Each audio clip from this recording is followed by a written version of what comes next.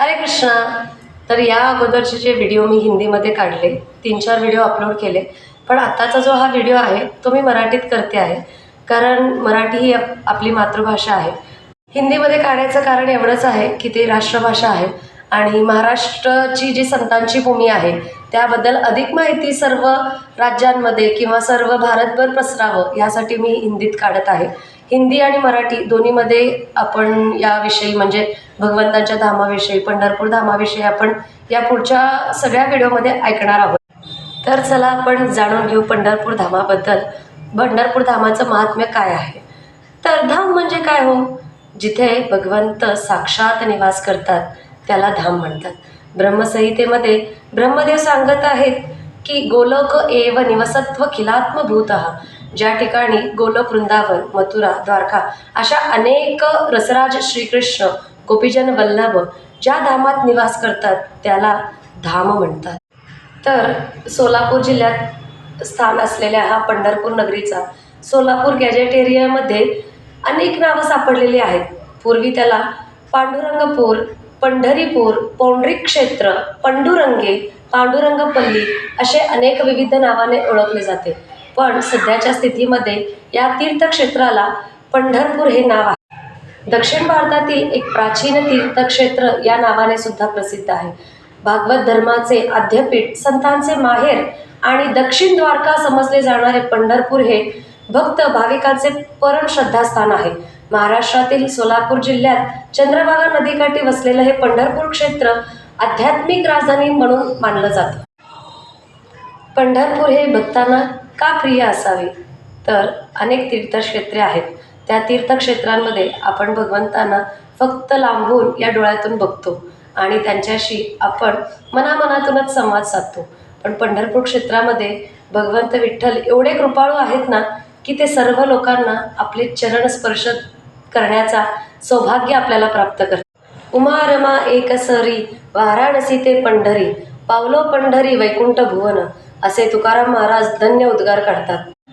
तर पंढरपूर धामाचं महत्त्व कुठल्या कुठल्या ग्रंथात झालेलं आहे?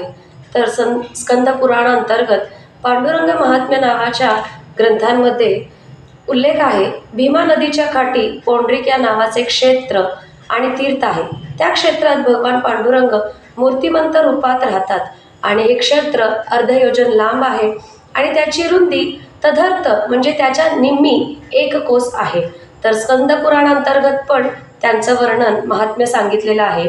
गंगा यमुनेच्या मध्ये असलेल्या सर्व विष्णू क्षेत्रामध्ये पौंड्रिक क्षेत्र एकमेव श्रेष्ठ असे क्षेत्र आहे असे पंढरीचे वर्णन करण्यात आले आहे. ज्यावेळेस प्रभू रामचंद्रांनी सीता शोधार्थ लंकेला जाताना या तीर्थक्षेत्राला भेट दिल्याचा प्रसंग वर्णिलेला आहे. पद्मपुराणात सहित या क्षेत्राचा उल्लेख आपल्याला आढळतो. पद्मपुराणांतर्गत श्री शंकर सांगतात, विशेष काय सांगावे हे नारदा, पृथ्वी आकाश पातळ या तिन्ही ठिकाणी या क्षेत्राचा बरोबरीचे क्षेत्र नाही. गरुड पुराणात सांगितले गेले आहे की विठ्ठलम पांडुरंगे तू वैकुंठाद्रो रमा सखा, म्हणजे रमाचे म्हणजे श्री लक्ष्मी देवीचे नाथ भगवान विष्णू व्यंकटगिरीवर तसेच पांडुरंग क्षेत्रात वास्तव्य करतात. त्याचप्रमाणे पंढरीनाथाची उपासना विविध नावांनी केली गेली आहे. पंढरीनाथ, पांडुरंग, पंढरीराया, विठोबा, विठाई, विठुमाऊली, विठ्ठल अशी त्यांची अनेक नावे आहेत. आज पांडुरंग आणि श्री विठ्ठल या नावाने अधिक प्रसिद्ध आहेत. संत मंडळी म्हणतात, माझे माहेर पंढरी आहे भिवरेच्या तिरी, बाप आणि आई माझी विठ्ठल रकुमाई, माझी बहीण चंद्रभागा करीत असे पापभंग. हे संतांचे माहेर घर आहे. जशी एखादी सासूरवाशीण माहेरी आल्यावर आई वडिलांच्या प्रेमळ छायात घरी येऊन सुखावते, तसेच संत मंडळी आपल्या विठुरायाच्या चरणी येऊन सुखावतात. माहेरी आलेल्या मुलीचा पाय माहेरून निघत नाही, तशी संतांना पंढरी अशी सोडाविषयी वाटत नाही. सुख, समाधान, प्रेम त्यांचे मायबाप हे सर्व काही विठ्ठलच आहेत. संत तुकाराम महाराज अभंगातून या पंढरी क्षेत्राचा गौरव केलेले आहेत. ते म्हणतायत, सकल तीर्थाहुनी पंढरी हे मुकुटमणी, काय सांगो तेथील शोभा, रमा वल्लभ जेते उभा, न लभे व्रत तीर्थदानी ते या विठ्ठल दर्शनी. याचा अर्थ असा आहे, पंढरपूर क्षेत्र सर्व तीर्थांचा मुकुटमणी आहे. तेथील शोभा ही मी काय बरे वर्णन करू. तेथे स्वतः रमावल्लभ म्हणजे विठ्ठल उभे आहेत. व्रत, तीर्थ आणि दान करून देखील काही मिळत नाही. ते केवळ विठ्ठलाच्या दर्शनाने विनाप्रयास या ठिकाणी मिळत आहे. या क्षेत्राचे जगन्निवास वैकुंठाधिपती धन्य धन्य हे नगर भूवैकुंठ पंढरपूर, धन्य धन्य चंद्रभागा मध्ये पुंडलिक उभा. संतांच्या अभंगातून वर्णित झालेले पंढरी महात्म्य हे त्या संतांना झालेले प्रत्यक्ष अनुभूतीच आहे. पंढरपूर म्हणजे केवळ पांडुरंग नव्हे तर चंद्रभागा, भक्त पुंडलिक, संत दर्शन आणि विठ्ठलांविषयीचे भक्ती प्रेम म्हणजे पंढरपूर होय. तुका म्हणे जन्मा आल्याचे सार्थक, विठ्ठलाची एक देखी येला.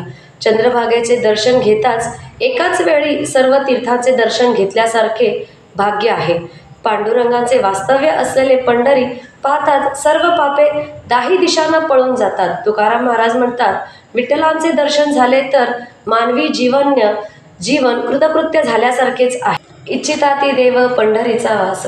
तर प्रत्यक्ष देवी देवता सुद्धा पंढरीचा वास करण्यासाठी धडपड करीत असतात. कारण अनुपम पंढरी नगरी ही आध्यात्मिक राजधानी आहे. येथे केवळ सकळ संतांनी भजन कीर्तनाचा आनंद लुटला आहे. तर चंद्रभागेच्या वाळवंटांमध्ये अनेक संतांनी नाद करत, भगवंतांचे नामस्मरण करत संत ज्ञानोबा, संत नामदेव महाराज, संत तुकाराम महाराज नाचले आहेत. अशा या पंढरपूर क्षेत्राचे महात्म्य अनेक व अनंत आहे. तर आपण पुढील भागामध्ये बघू की या क्षेत्राचे वर्णन काय आहे, म्हणजे किती देवी देवता या क्षेत्रामध्ये स्थानापन्न झालेल्या आहेत. तर पेजला सबस्क्राईब करा. हरे कृष्णा, हरी बोल.